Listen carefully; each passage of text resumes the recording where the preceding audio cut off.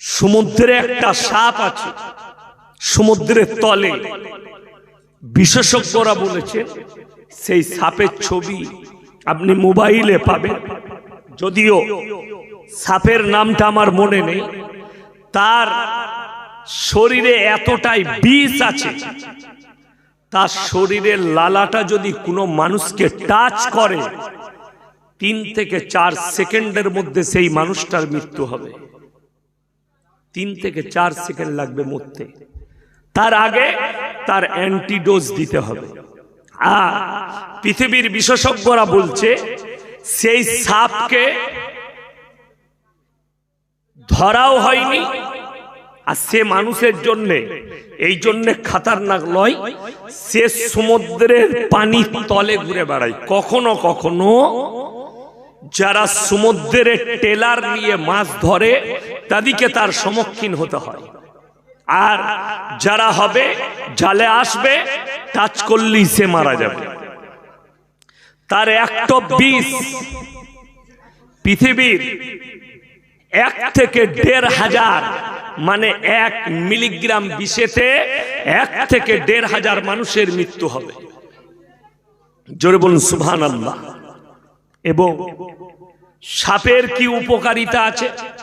হাদিসে আছে নবীজি সাল্লাল্লাহু আলাইহি সাল্লাম অর্ডার দিয়েছেন সাপকে দেখা মাত্র তাকে মেরে ফেলো। মানুষ কিন্তু সাপের জন্য 16 আনাই ক্ষতিকর। আমি এখনো বয়ান শুরু করিনি। আমি আল্লাহর যে সৃষ্টি সেটা আগে চিনাচ্ছি, তারপরে আল্লাহকে চিনাবো। তার আগে আল্লাহকে চিনতে পারবেন না। আমি আল্লাহকে কেমন সৃষ্টিকর্তা, আপনাকে কেন সৃষ্টি করেছেন এটা আগে চিনিয়ে দিই, তবে আপনি আল্লাহকে চিনতে পারবেন। এই যে সাপ, সাপের কিন্তু মানুষ 16 আনাই ক্ষতি করে, 1 আনাও লাভ দেয় না। দেখলি মানুষ কিন্তু মেরে ফেলার চেষ্টা করে, ঠিক কি না? আপনারা মারেন না সাপকে? সাপকে মেরে দেন। কিন্তু কেউ যদি বলে যে সাপের সামনে সাপ যদি এরকম করে থাকে আর তুমি যদি বলো সুবহানাল্লাহ, তো তোমার বীজ মারবে। কেন? সাপের সিফাত হচ্ছে কামড়ানো। সাপের সিফাত হচ্ছে কামড়ানো। আপনারা একটা ঘটনা শুনেননি? বিসমিল্লাহ বলে গিলাস তুলে বিষ মুখে ঢেলে নিল। গজল শুনেননি আপনারা? গজলটা প্রসিদ্ধ গজল, কি বুঝলেন? এগুলো ভণ্ডামি ছাড়া আর কিছু নয়। বিশেষ সিফাত হচ্ছে বিসমিল্লাহ, ওপরে বিশ্বাস তখন থাকবে বিষটা পান করা হচ্ছে আত্মহত্যা। বুঝতে পেরেছেন না পারেননি? এ কথা বুঝেননি আপনারা? বিষ পান করা কেউ যদি বুঝে এই গিলাসটার উপরে বিষ আছে, সেটা যদি সে পান করতে যায় ওটা হারাম। বুঝতে পারেননি আমার কথাটা? বিষ পান করা জেনে বুঝে হারাম।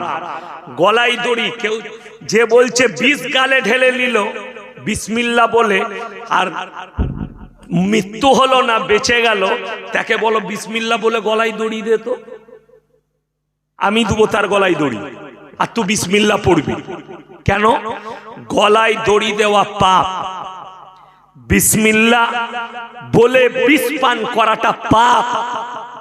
যেহেতু তুমি জেনে বুঝে বিষ পান করছো, ইসলাম নিষেধ করেছে। ইসলামে নিষেধ, এই জিনিসটা হারাম। মানুষকে বোকা ধোকা দিও না। নবীজি সাল্লাল্লাহু আলাইহি সাল্লামের হাদিস, কোরআনে আছে তুমি তোমার জীবনে কষ্ট দিও না। আমাদের দেশের এক শ্রেণীর মানুষ আছে যারা নবীজির মহব্বত দেখায়। নবীজির ভালোবাসা আপনি কলকাতায় পাবেন, লখনৌতে পাবেন, মুর্শিদাবাদের হাজারদুয়ারিতে আছে। মুহররমের দিনে বুক চিড়ে না, অনেক জায়গায় পিঠ চিড়ে। কেন? হযরতে হোসেনের মহব্বত। তো তোমাকে আগে জানতে হবে এই মহব্বতটা কোরআন মুতাবিক না কোরআন বিরোধী, নবীজির আদর্শ মুতাবিক না আদর্শের বিরোধী, আল্লাহর কুদরতি। এখনই যদি জিজ্ঞেস করি বাবা আপনাদের যিনি ইমাম সাহেব আছেন, উনি যদি আজকে দাড়ি চেঁচে কালকে ফজরের নামাজ পড়তে যায়, দাড়িগুলো চেঁচে নামাজ পড়বেন তো তার পেছনে? এ কথা বলে না কেন লোকরা? নামাজ পড়বেন তো? কথা বলবেন না? তার মানে হচ্ছে দাড়ি চাচার পেছনে নামাজ হবে, তাই তো আপনারা দিচ্ছেন তো? নামাজ হবে না? তাকে ইমাম রাখবেন? কথা বলে না? এই নামাজ তাকে ইমাম রাখবেন কি রাখবেন না? রাখবেন না। সে তো আমি জানি। চায়ের দোকানে সকালে বলবে ওকে তাড়াতাড়ি তাড়াবে, দাড়িগুলো চেঁচে নামাজ পড়াচ্ছে। ইমাম সাহেব যদি কাঁচি করে এক মুষ্টর পরে দাড়ি কাটে, তাই লোকে সমালোচনা করে, ইমাম দাড়ি কেটে যাবে হুজুর, ওকে তারা। ইমাম সাহেব দাড়ি চাচলে তার পেছনে নামাজ হবে না, ফতোয়াটা জেনেছো? তু হারাম খোদ দাড়ি চেঁচে ইমামের পেছনে কি করে নামাজ পড়িসবে? কথাটা বুঝতে পারেননি? ইমামের জন্য দাড়ি কাটা হারাম, আর তোমার জন্য হালাল। কথাটা বলে না? সাধারণ মানুষের জন্য দাড়ি কাটা জায়েজ আছে? কথা বলুন। হারাম। দাড়ি কাটা কি? সকলে বলুন। দাড়ি কাটা কি? হারাম। বড় কষ্ট লাগে।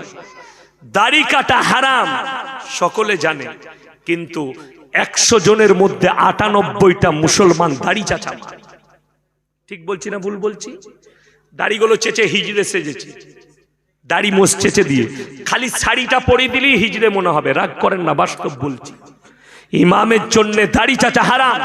আল্লাহর নবীর হাদিস, নবীজি সাল্লাল্লাহু, সকলে বলুন সাল্লাল্লাহু আলাইহি ওয়াসাল্লাম বললেন, হে নবী, পৃথিবীর মানুষকে বলো। নবীজি সাল্লাল্লাহু আলাইহি সাল্লাম বললেন, হে আমার সাহাবীরা শোনো, যারা লম্বা লম্বা সাদা সাদা দাড়ি নিয়ে কবরে আসে, আমি আল্লাহ তাদেরকে আযাব দিতে লজ্জা বোধ করি। জোরে বলুন সুবহানাল্লাহ। আর মুসলমান যুবকরা দাড়ি রাখতে লজ্জা বোধ করে। অনেকজন আবার, অনেক লোক আছে মুসলমানদের, তারা আবার চুলগুলো একটু পেকে গেলে কি বুঝলেন, সব কালো করে সেলুনে গিয়ে, করে না? চুল মোচ, যাতে বৌদিরা দেখে আমাকে ভালো বলে, নাহলে তো বৌদিরা তাকাবে না আমার দিকে। তারা শোনো, তিরমিজি শরীফের হাদিস, যারা পায়রা জানেন, পায়রা, পায়রা জানেন না? পায়রা, পায়রার বুকের মতো, হাদিসে এই ভাষাটাই আছে, পায়রার বুকের মতো যারা চুল আর দাড়িকে মোচকে কালো করবে, তাদের জন্য জান্নাতের খুশবু হারাম। আবার বলছি, যারা পায়রার বুকের মতো নিজের চুল আর দাড়িকে কালো করবে, তাদের জন্য জান্নাতের খুশবু হারাম। কেউ করবেন না, জোরে বলুন ইনশাআল্লাহ। যদি বলেন হুজুর কি কালার করব, লাল করবে, ব্রাউন করবে, যে কালারের দ্বারা তোমার বয়সের প্রকাশ পাওয়া যাবে সেই কালারটা জায়েজ আছে, বাকি অন্য কালার যায়, কালো কালার হারগিজ জায়েজ না। ইসলাম নিষেধ করেছে কেন বলে দিই। ইসলাম মিথ্যার উপরে চলে না সত্যের উপরে? বাবা, সত্যের উপরে চলে। ইসলাম মিথ্যার উপরে ভিত্তি করে চলে না, ইসলাম সত্যের উপরে টিকে আছে। আল্লাহর কসম করে বলছি, নবীজি সাল্লাল্লাহু আলাইহি সাল্লামের এক একটা হাদিস, এক একটা কথা সব সত্য, আর নবীজির ভবিষ্যৎবাণীও সত্যই পরিণত হচ্ছে।